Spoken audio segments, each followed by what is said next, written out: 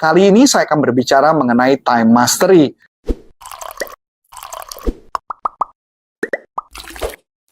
Halo, jumpa lagi bersama saya dengan Coach Antonius Arif dari NLP Leadership Indonesia. Saya license trainer untuk NLP langsung dari Dr. Richard Bandler.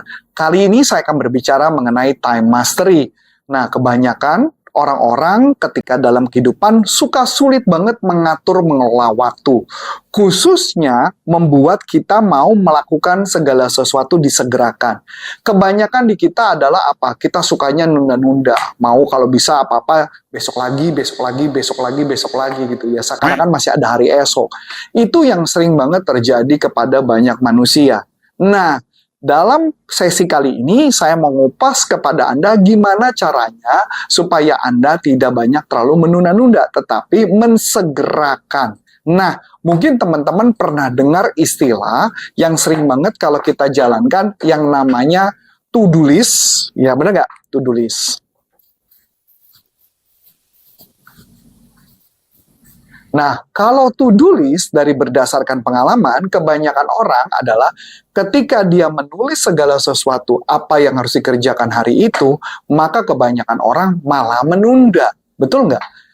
Kenapa? Bahkan ketika Anda membuat to-do list, Anda ngerasa, aduh capek banget deh gue kalau disuruh ngerjain to-do list, kayaknya nggak make sense banget buat gue deh ngelakuin itu. Mendingan buat besok lagi dan sebagainya.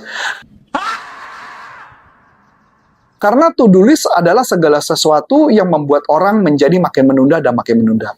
Saya ingat banget salah satu to-do list yang saya lakukan adalah saya pernah menuliskan to-do listnya adalah berolahraga.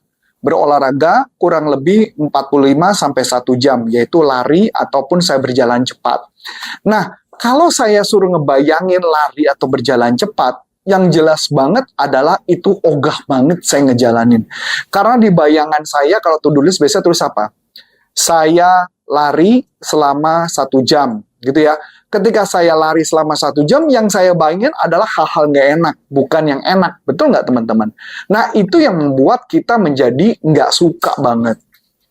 Pada dasarnya manusia, rumusnya ketika mau mengerjakan sesuatu, ini dari Anthony Robbins, adalah pain dan pleasure principle. Ya, yaitu adalah manusia menghindari kesakitan tapi mengejar kenikmatan. Betul nggak, teman-teman? Kalau bisa kita selalu mau mengejar yang enak-enak, yang nggak enak-enak udah kita nggak mau kerjain. Nah, inilah konsep-konsep adalah prinsip-prinsip yang terjadi yang dipakai. Saya bisa mengerti bahwa setiap orang kalau disuruh misalkan makan-makan enak, kita pasti mau. Kalau disuruh lari, olahraga, no way, karena nggak enak. Tapi supaya mau gimana? Nah, kalau olahraga supaya mau, dia harus membayangkan menghindari kesakitan, yaitu adalah menghindari penyakit. Cuma yang jadi masalah adalah, jika Anda lagi mengalami sakit dan dokter mengatakan Anda harus olahraga, Anda akan rajin olahraga. Tapi sampai berapa lama? Sampai ketika Anda sudah tidak sakit, Anda tidak lagi berolahraga. Itu yang sering terjadi. Nah, akibatnya, kelihatan yang kita lakukan sifatnya cuma sementara.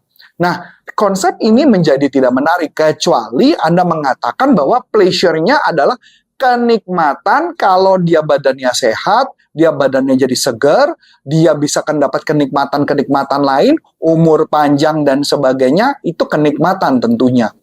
Pain-nya apa? Kalau dia sakit, dia masuk rumah sakit, itu tidak menyenangkan.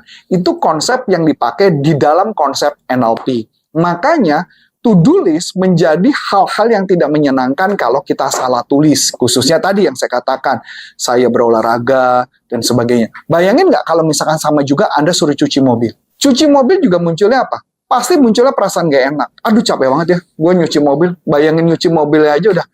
Ambil kanebo, ambil air, sir mobil pakai air, dilap-lap-lap-lap, bersihin karpet, sikatin bannya. Aduh, capek banget gak ngebayangin. Itu lelah banget. Itu yang makanya kenapa banyakkan to-do list orang ogah melakukan. Atau contoh di to-do list. To-do listnya misalkan dia bilang dia harus menelpon ke customer. Nah, ketika dia bilang telepon ke customer, yang dibayangkan apa? Penolakan. Dan itu nggak enak banget di kepala dia kalau dia bayangin penolakan. Makanya kenapa mereka nggak pernah berhasil. Maka sistemnya kita ganti. Kalau secara NLP, to-do list ini tidak sangat direkomendasikan. Karena hasilnya membuat kita malas melakukan. Jadi idealnya apa? Ideal yang dilakukan bukan to-do list, tapi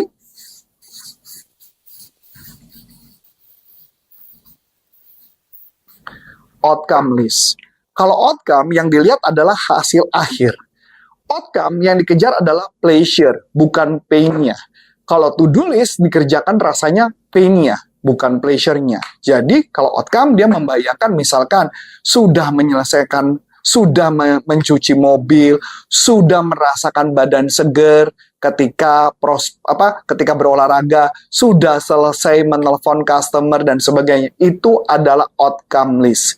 Maka yang harus kita lakukan membuat outcome list dari setiap kegiatan.